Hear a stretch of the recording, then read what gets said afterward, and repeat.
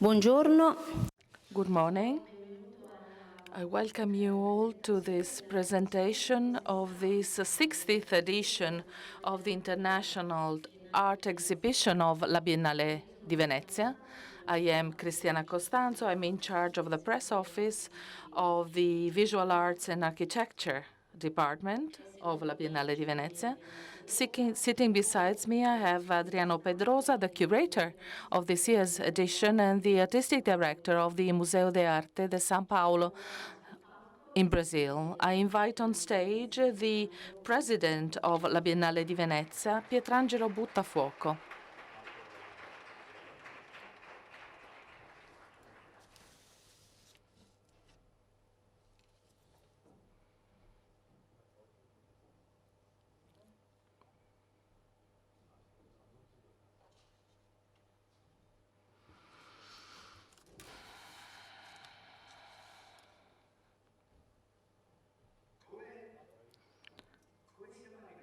How did we get to this point? We cannot pretend to be a silent guest, what we are in our heart. The question is, how did we get to this point? I'm bringing you into a well-precise situation. Helmut Kohl, François Mitterrand, hand in hand, in the Black Forest, were paying tribute to the last soldier who was appointed with the Iron Cross, who also wrote a book that is an indication that is the future, and the word is peace. And peace, his book, brings as a subtitle a word to young people in Europe and in the world. And the word is peace. The author was Ernest Junger. He was awarded the Iron Cross, and Kohl and Mitterrand gave him the symbol of the peacemaking after a war that never ended among the two peoples of France and Germany, and they were hand in hand to pay tribute to the last soldier whose word for destiny was peace. 2025, next year, all of us will be asked to take a distance from 1795, the year when Perpetual Peace was published by Immanuel Kant. And who knows, next year, where will we be? Who knows what safeguarding clause, this is what Immanuel Kant refers to, safeguarding clause will we use to make up for the damage of what we host in our soul today. We cannot find peace for having lost our duty to build peace. When arrived at this point, we already know we cannot build on the work of Giorgio La Pira, who in Florence summoned from all over the world his enemies, the enemies, to try and build a dialogue. How did we get to this point? If Pio La Torre, a martyr, celebrated in the Parliament of the Italian Republic today, would have no voice for certain, he would be considered because of his fight for peace as an enemy.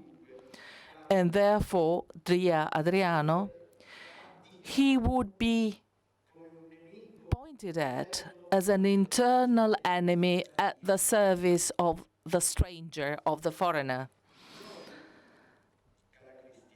Dear Cristiana, dear friends, we cannot pretend we do not know. And today, this 60th edition of the International Art Exhibition, finding its title, Foreigners Everywhere, Stranieri Ovunque, this unknown, this feeling of the unknown, well, it brings us to contemporary times and forces us to stop with the international approach, because contemporary gives way to here and now in something that is not an event. What we are really concerned about is the future. And the international, let us reflect on this word. Let us observe it. What is it? It is like a forgotten decoration in the drawer of a piece of furniture that is obsolete, as we do not have a different horizon, if not the universal. And it is clear sign of what Adriano Pedrosa, inviting in Venice, the only city in the world where each stranger, each foreigner can find a home. Inviting in Venice, I was saying, the forgotten geographies, the return to res extensa, a pluralistic reverberation of a beauty that would be otherwise forgotten, excluded, cancelled. Well, we thank Adriano Pedrosa. In his work, many of you have already had a chance to visit the exhibition, I think. You can find in his work the compass that allows us to interpret the paradigm we are called to discuss, which is not that of an era of change, but a change in time. And Pedrosa, in his work, he, a Latin American curator who knows very well the compass function, well, he knows that these forms have been anthropized. The north is leading the way with its toilette, and the south, possibly barefoot, follows by. Being a foreigner among foreigners, barefoot, we find the wanderer who follows the different the different streets, hiding the presence of a god among his beggar's dress, something that gives origin to a renovation of our history. Aeneas, abandoning the fire of Troy to found, he, a stranger, the civilization of universal, where nobody is a barbarian any longer, but rather a citizen. And this is the privilege guiding the selection of artists, the privilege we have to follow a meaning that goes beyond our contemporary times and brings us to the future, a future that can be a root, a deep root, what we recognize in men meeting people, people recognizing their own humanity. Also, and here the metaphor brings us to chewing, even eating, by eating other people. And it is very nice that in this exhibition, the term abaporu, which in the Tupi language means the man who eats people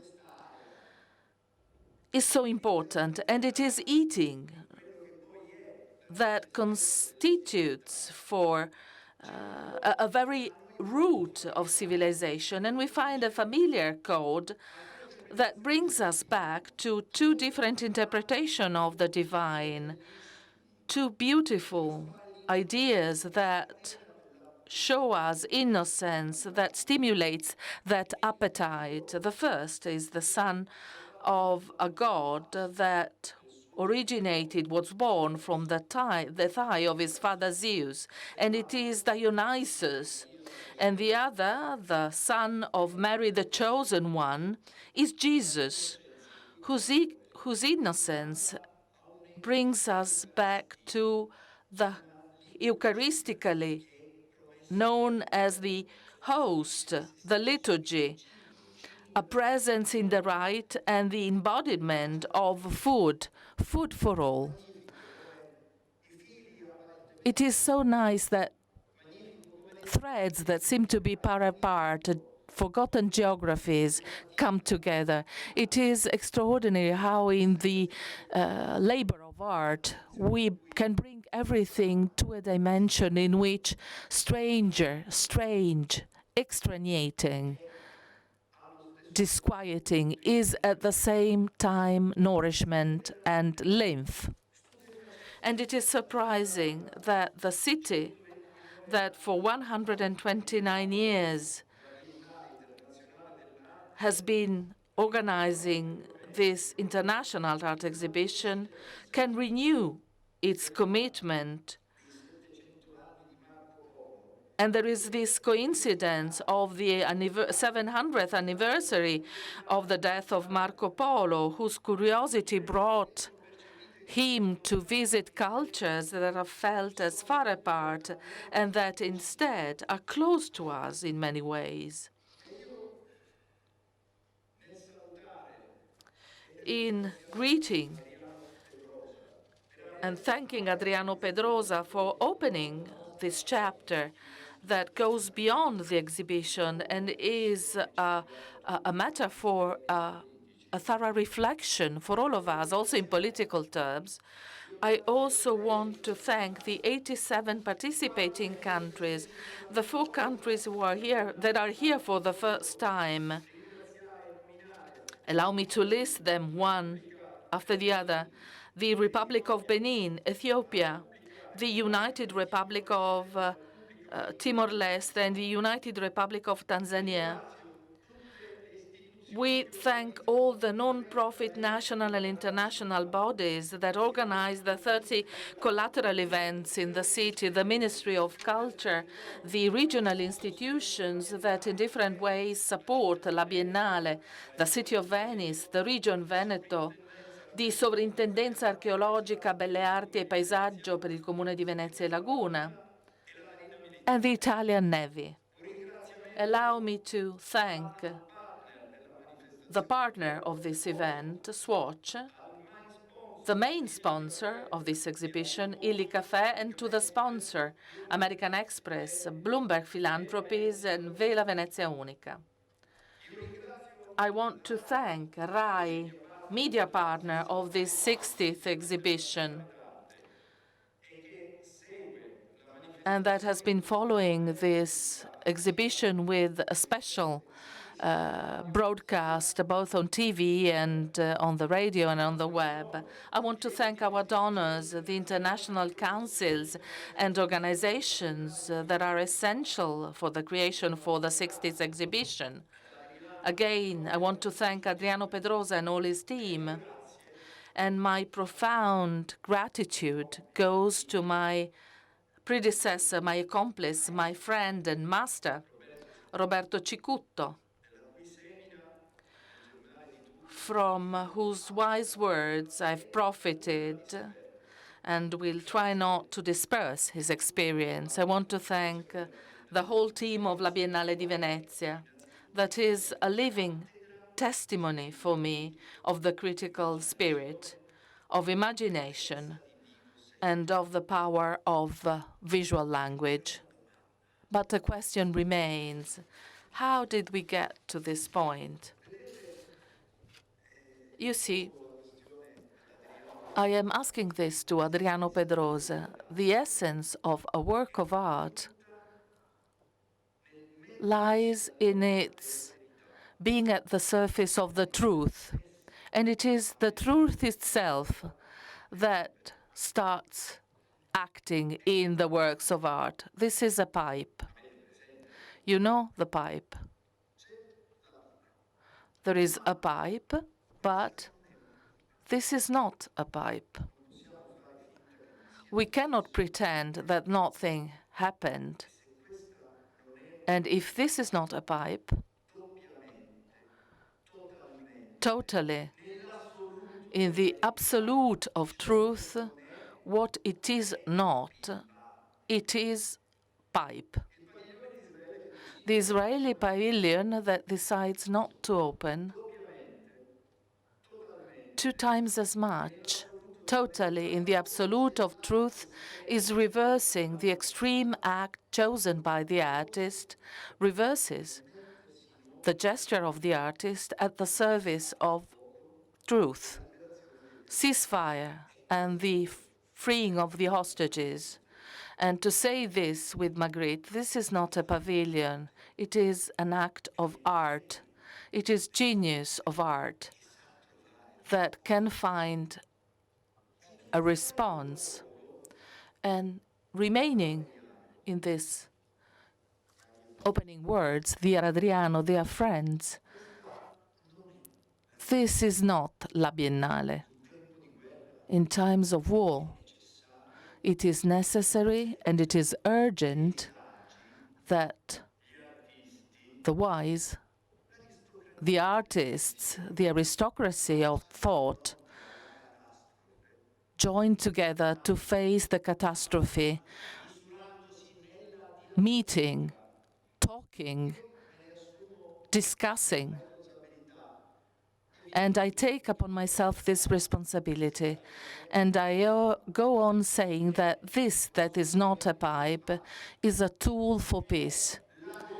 It is the place where we can measure the proximity among peoples, among cultures and religions, and also the differences.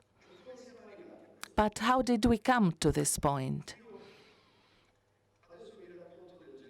I will tell you about ice cream, without forgetting that in this beautiful city in San Giorgio, Fondazione Cini, the Americans and the Soviets were meeting in order to avoid a war that, should we have it today, could only be a catastrophe. I will tell you about the ice cream, and this is not a pipe, but this that is not a pipe, La Biennale, I take upon myself the responsibility, should become the point of junction where we can put together the rays of the same light. I am telling you about the ice cream, but let us not forget the shame of the universities where Paolo Nori's course was subjected to censorship, a course on Dostoevsky. We should not boycott anybody.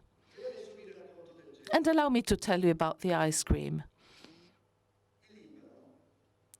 The Lebanon, in Beirut, there was once a preacher, Imam Huma Sadr. He was listened to, adored. He was a kind of Gandhi of that country. He collected the vibrant presence of the spirit, of the feeling that is peace at the time of a terrible war that is still raging there, and that we cannot pretend it does not exist. On those days, during the fights and the massacres, an epidemic started. In Beirut, a nice seller was extremely loved by the people. He was a Christian, a Maronite Christian. He made very good ice creams. But you know what hatred is, you know what lie is, you know what we still experience, propaganda. A suspect started circulating that he had spread the epidemic, that it was the responsible for that epidemic, and that feeling started to develop against foreigners, against foreign communities. And the tension rose so much that during a Friday of preach, Mossa Sadr, in his prayer of the Friday afternoon, sent his warning together with his words. And when everybody was so moved by his words, by peace he was talking about, at the end of his sermon, he told to everybody, and now let us all go and have an ice cream. And he led all of the listeners to the ice cream shop of that man to repair for the damage that had been done, with the full awareness of a foreigner can find a home in the community made by all of us. So let us all go and get an ice cream together.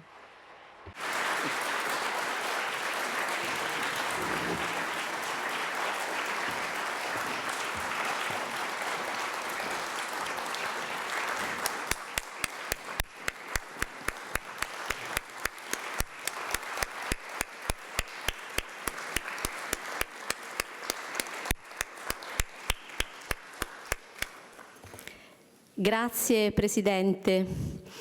Passo. Thank you, President. The floor now to Adriano Pedrosa, the curator of this 60th International Art Exhibition. Buongiorno, buon dia. Grazie a tutti. Grazie, Presidente Buttafuoco, per la sua presentazione. I want to start by, in fact, thanking a small number of people among so many people that have worked, invested, and supported so much in this extraordinary exhibition. First of all, of course, the artists, both living and no longer living, but particularly all the artists that have made new works for the exhibition.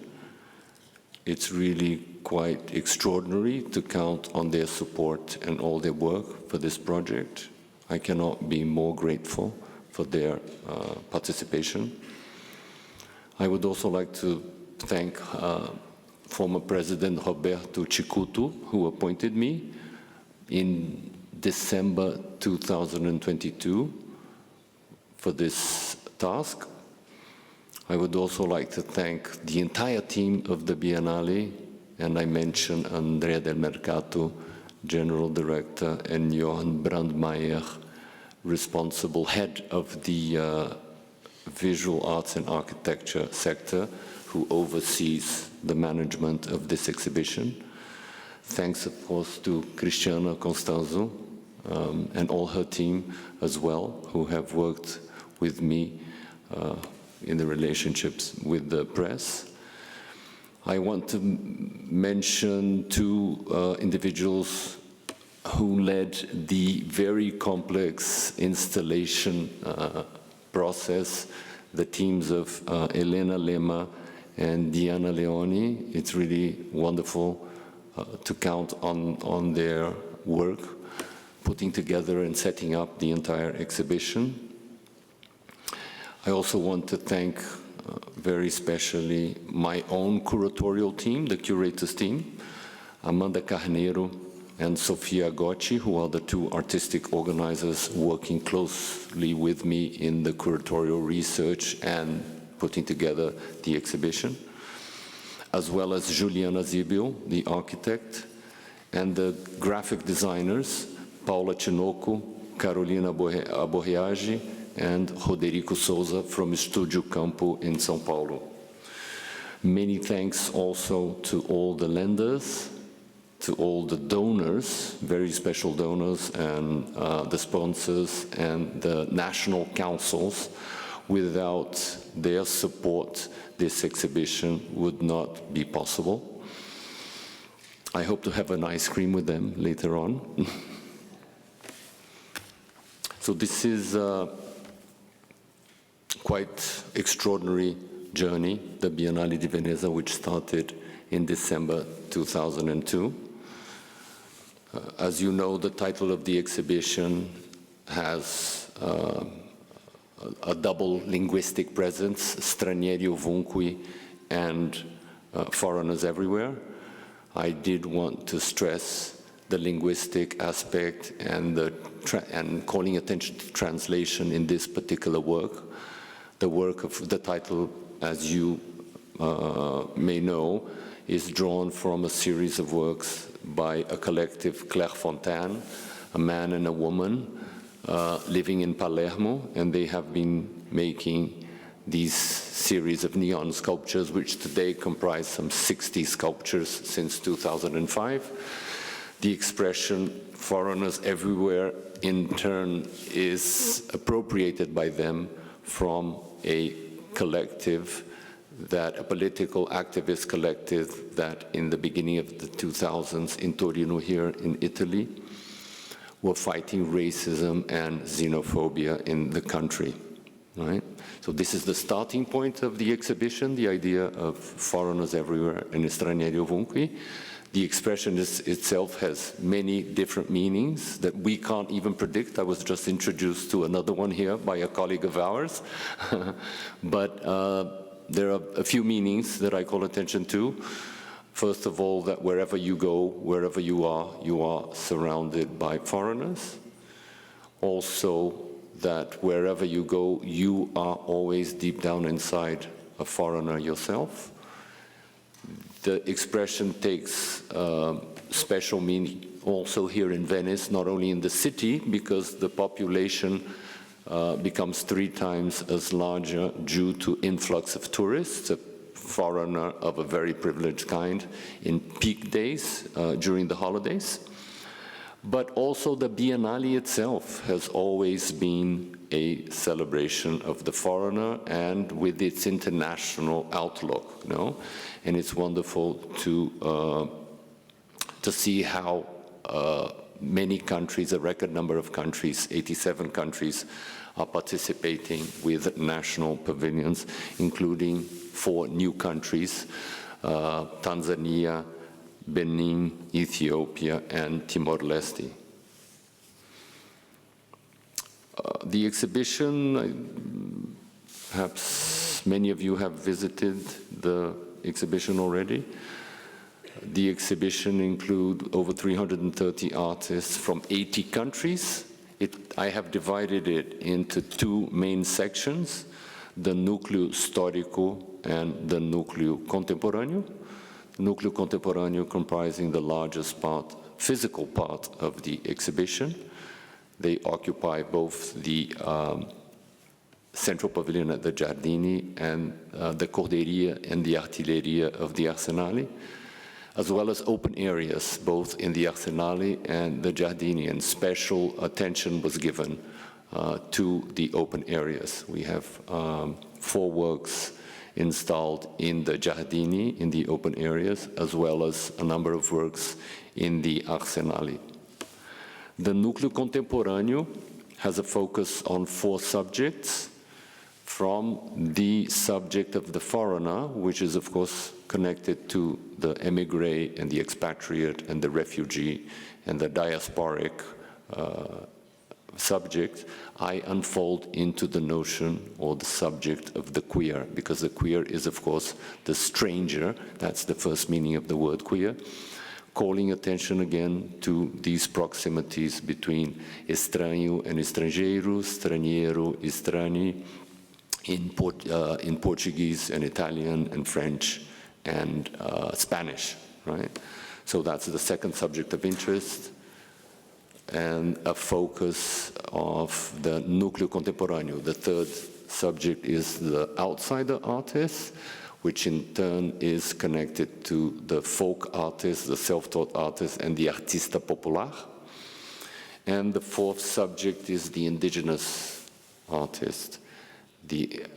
As the indigenous artist is often treated as a foreigner in his or her own land. I myself feel connected to all these themes. I have been a foreigner and in different times of my life, living abroad, traveling with a third world passport, which poses its own challenges, but also having had the privilege and the fortune to travel abroad and to live and study abroad as a young adult. I'm also a queer man, so I thought that was something that informed very much my interest in the queer in this exhibition. And I'm coming from a country and a culture where the artista popular, the self-taught artist, and the indigenous artist and indigenous art and culture play an important role, both in Brazil and Latin America, I would say. As it has been said, I am the first Latin American curator of this prestigious exhibition, the second curator from the Global South after the late, great Ocui and Wezor in 2015, but in fact the first one living and based in the Global South. So I decided to focus my exhibition and my research in this part of the world, and thinking about the exhibition in a very strategic manner, because we know how the Biennale offers extraordinary visibility for the artists, and often it's a turning point in the artist's career or in the perception of an artist that is no longer alive. And this I thought very strategically. And that, in fact, reflects on my putting together a núcleo histórico for the exhibition. Núcleo histórico features, in fact, many more artists than the núcleo contemporâneo, but the núcleo histórico is actually concentrated on 3 rooms, and rather densely installed rooms where artists appear with a single work only.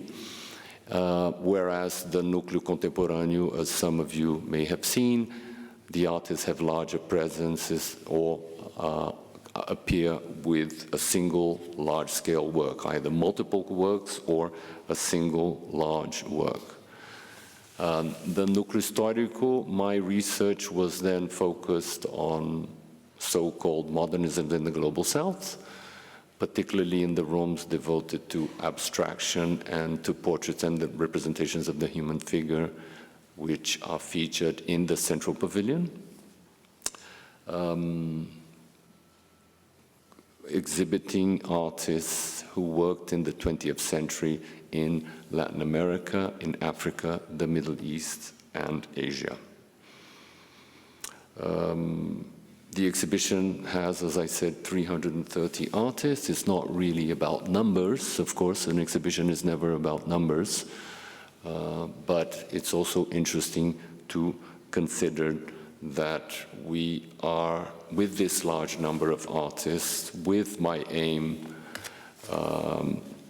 in terms of presenting many artists from the Global South, the result is that we have the largest number of artists from several countries and continents in the history of the Biennale.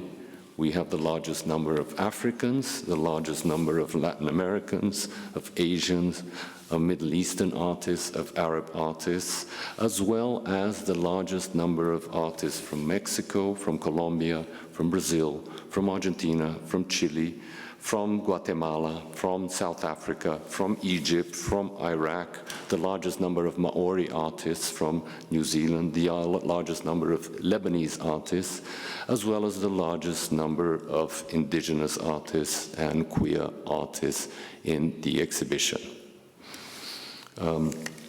I would like to also thank very specially once again the artists who have given so much work, so much labor to this exhibition, and really without their participation without their efforts, their extraordinary efforts. I'm really very, very grateful.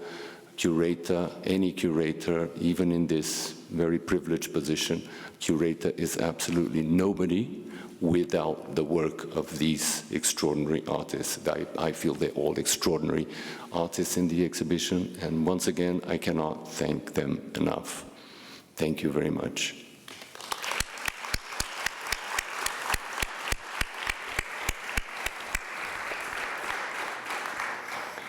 Grazie, Adriano Pedrosa. Thank you, Adriano. I will now invite here on stage Carlo Giordanetti, the CEO for Swatch Art Peace Hotel. As you know, Swatch is a partner of this exhibition. Thank you. Thanks a lot to both the president and the curator for this extraordinary explanation, very moving, I must say.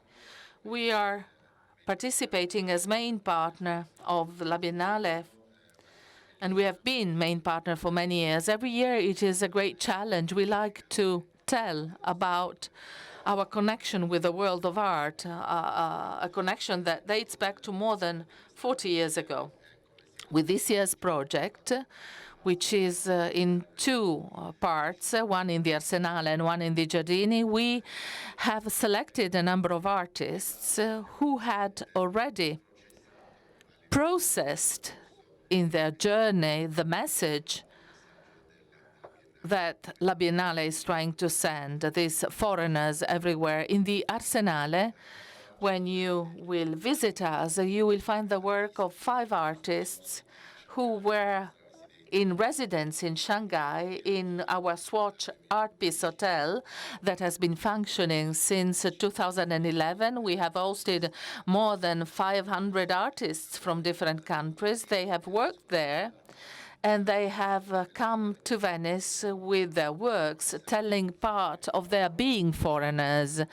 The first is a couple of Argentinian artists, Curator and Giannone. As many of the other works you will see in the Corderie, they have worked with textile on broidery and patchwork, and with their installation they invite to a dialogue between the viewer and themselves and their family, which is a queer family.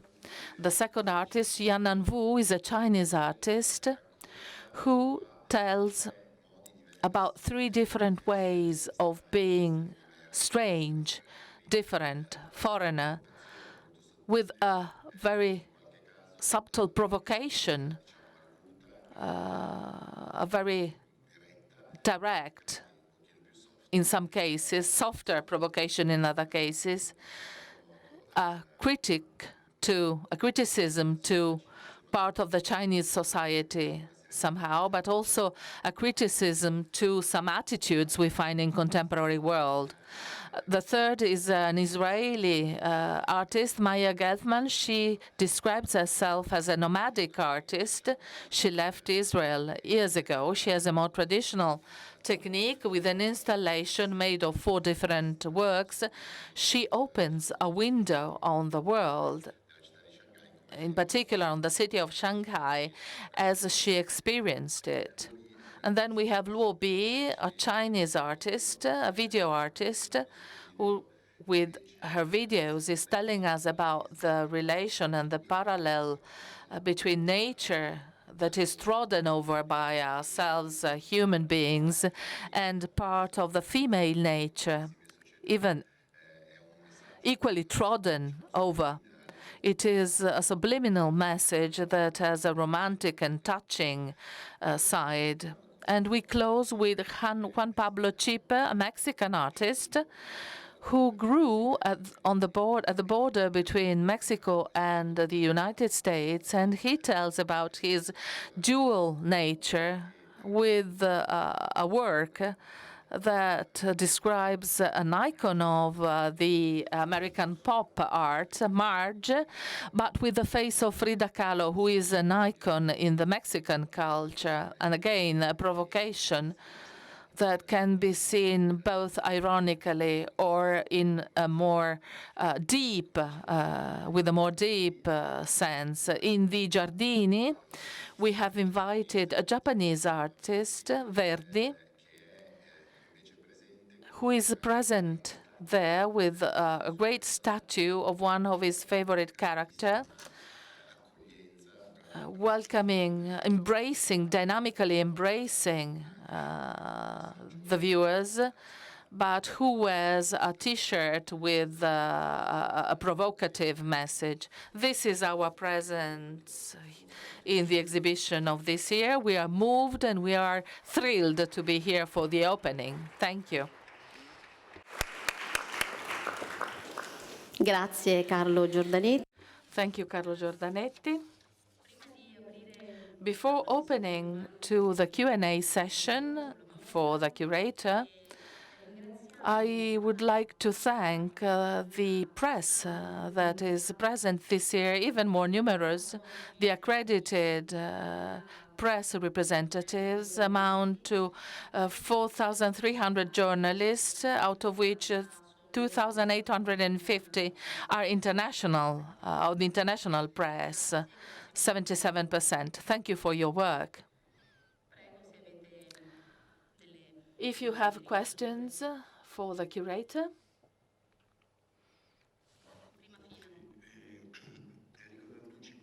Enrico Dantucci, Quotidiano del Nord-Est. Two questions. One is both for the president and the curator, and one instead is just for the curator. The first is, the president mentioned this in his presentation. We heard yesterday declarations by the curator as well. Apart from the situation in the Pavilion of Israel, the closing to protest against the current situation, the hostages and the ceasefire, we have Poland that has devoted its pavilion to the war in Ukraine. We have Russia that has reopened its pavilion, hosting a friend country, Bolivia. There is a clear political connotation in this exhibition that somehow influences the exhibition. And I would like to try and understand what is the stance of the Biennale in this sense. Is it something inevitable? Is it something La Biennale should have a voice in? And the other question for the curator instead is, in this exhibition, we see a prevalence of paintings and textile art. Is this the result of the works of the artists? Is this their expressive language of many of the artists selected? Or is it a choice of yours, Mr. Pedrosa, in this sense? I feel comfortable answering your second question. The first section is question is more directly to the institution of La Biennale. I myself am not responsible nor oversee the national representations, the country sections, and I don't feel comfortable making comments in this particular setting as it's so institutional regarding that. I can say just in very general terms that, of course, politics are always reflecting in every exhibition, in every Biennale, but I think especially so here in Venice, which is perhaps the last Biennale that still works with the model of national representations, right? Regarding the prevalence, I'm not sure if it's a prevalence, I haven't really calculated in that manner, but regarding, let's say, the strong presence of painting and textiles, of course, I'm the curator of the exhibition. I am selecting the artists in the exhibition, and I am mostly selecting the works in the exhibition, although there are some works that I have commissioned, but we are always in very close dialogue. I'm always in very close dialogue. Me and my artistic organizers are in close dialogue with the artists when they're preparing the exhibition. So, of course, this reflects the curator's selection, but of course also the artist's work, but only the artists that have been selected by myself and invited to participate in the exhibition, right? I mean, I can't tell you if this reflects an entire panorama of contemporary art. I couldn't say that, perhaps not, because I have a focus in the Global South, and then I have, of course, it's not even reflecting an entire panorama or entire landscape of contemporary art, even in these countries with such a large number of participants. But it does reflect the choice of the curator. That is always the case in exhibitions such as this one, that do have a curator organizing them. Buongiorno, sono Manuela. Good morning, Manuela Gandini, La Stampa. I would like to ask the curator, what were the parameters that you have used to choose the artists, besides the fact that they come from the Global South? I myself have noticed this prevalence of traditional forms of art. We've seen La Biennale with the avant-gardes, with post-avant-gardes, with trans-avant-gardes. I wonder whether this direction, this vision, is a vision for the future, because I think there is no communication, no critical communication about the conditions the artists, the invited artists, come from.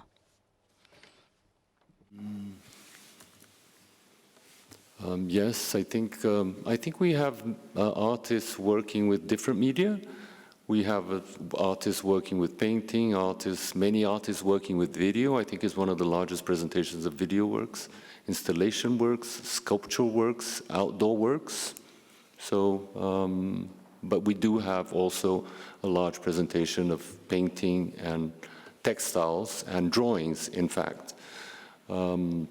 We also, as I said, have a large presentation of, it's interesting that you mentioned the trans avant-garde, because we have a large presence also of trans artists and queer artists and indigenous artists. I also feel that each Biennale is always reinvented, hopefully in a very radical manner. Whatever this radicality is taking us, it can take us to many different points. I think each curator will bring their own view and their own selection, and hopefully the Biennale can be invented in a completely different way and responding to different contexts and different propositions over, the years.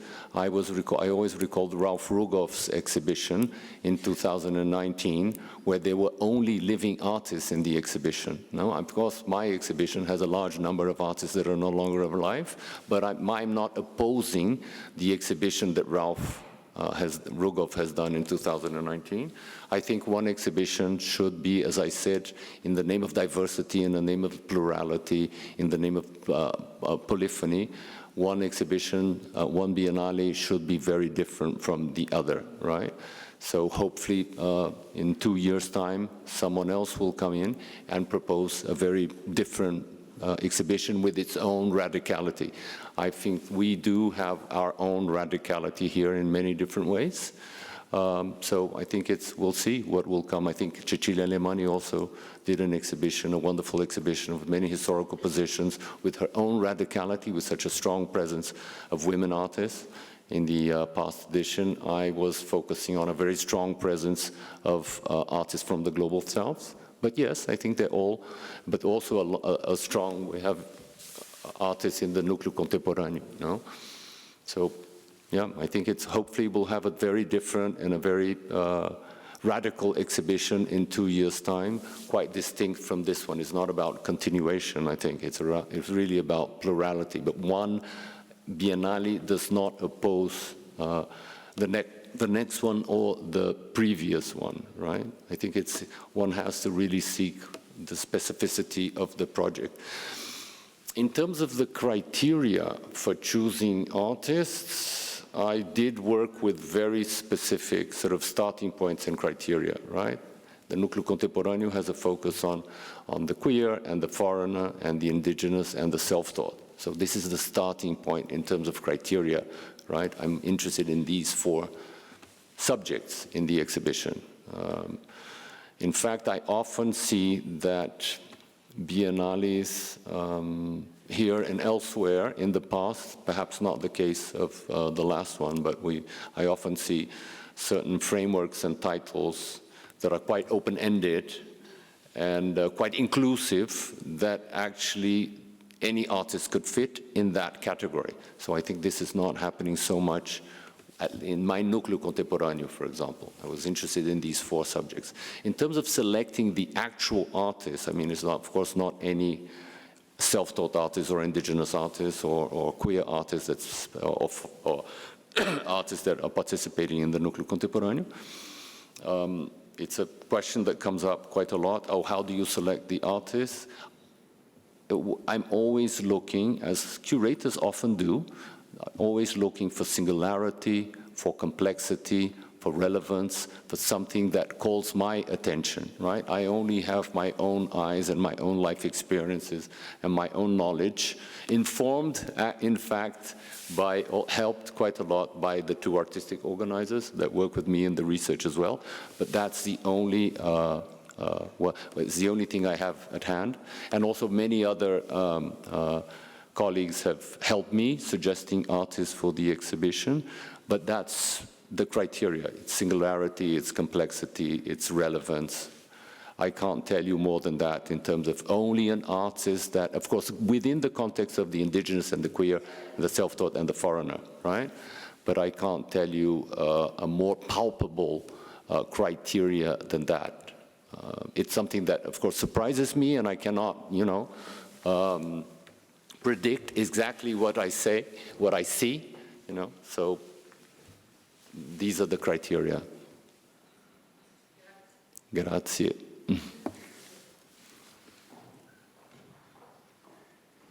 Hi, Anna Rieck, Public German Television. I have a question. How do you expect the Biennale to change with a president that was nominated by a post-fascist prime minister? Do you think this is going to affect the Biennale in the future? And of course, I would love to hear from the president how he's planning to change the Biennale. Is this question for me? Yeah. I can't say. I mean, I really cannot say. I think each president brings their own contribution and their own outlook, and they in turn select. I don't know who will be selected, and yes. So for the other curators, there's many artistic directors, no? In many different sectors. So it's difficult for me. I can't predict that. Thank you. The Biennale has an interesting, something interesting happens often because it has so many events, right? In dance, in theater, in music, in art, in architecture. And presidents might stay 2 years, right? They can stay longer, but 4 years. But often there is a president that appoints a curator, and the following president will actually preside over that project. So that was the case of Roberto Cicuto, for example, who appointed me, but is no longer president, and also Cecilia Alemani. Cecilia Alemani was appointed by the previous president, and Roberto Cicuto presided over her Biennale. So it's something that happens as well. No? It's not just a Biennale Arte, there are many other festivals happening. Hello, thank you. I'm Nancy Nesbitt, and I represent the New Art Examiner out of London, and I also represent New Art Lantern that's out of the US. My question regards your speaking of indigenous populations that often cross national borders. We've just been to the Mongolian exhibit, and they treated Chinese Mongolia, but they did not treat Russian Mongolia, of course. But it's the same ethnic population to a degree. So in speaking of, you used the word polyphony, but much more a one voice of an ethnic population. How do you treat that as far as the Biennale goes, which really relies on national borders, but treating that kind of population that crosses borders but is more identified as one? Right. I think this emphasis on the national border is really in the countries section, which, again, I'm not responsible for. I'm responsible for the international exhibition. And, of course, with this focus on the foreigner, we have often artists, not just indigenous artists, but other artists who live in, were born in one country and have a passport from another country, and in fact live in a third country. New Yauter, for example, the Golden Lion, she was born in Egypt. She considers herself Turkish, but she's living in France, in Paris, since the 60s, right? The other Golden Lion as well, Ana Maria Maiolino, born in Calabria and lived in Venezuela, and now has been based in Brazil since the 60s as well. And she considers herself Brazilian. So this happens quite a lot. In terms of the indigenous population, I can mention, and I think indigenous art has a very strong presence in the exhibition. It opens and greets the visitor both at the facade of the central pavilion, as well as the very iconic first room in the Corderie of the Arsenale. In the Corderie, we have the Maori collective Matahu, and in the facade of the central pavilion, we have the collective Maku, the Movimento dos Artistas Runicuim, the Runicuim artists from the western part of the Brazilian Amazon. But Runicuim, for example, I mean, just responding a little bit to what you say, the Runicuim, they exist, it's a community, also called Kaxinawa. They exist both in the western part of Brazil as well as in Peru, right? But what I am presenting here is the work of a collective that is based in Jordão, in Acre, in a state of a Brazilian state in the north, in the western part of the Amazon. And also the Yanomami, we have two Yanomami artists, Taniki Yanomami and Joseka Yanomami. They live and are based in Brazil, in the eastern part of the Brazilian Amazon, but Yanomami also, they exist both in Brazil, in the north of Brazil, as well as in the south of Venezuela. So here you have two communities that are in fact crossing borders, right? And the language crosses border, the Yanomami language and the Runicuim language, right? Last edition, we had here with Cecilia Lemani, we have the participation of Sheranawi, who is a Yanomami artist from the Venezuelan side, right? And now we have two Yanomami artists from the Brazilian side, right?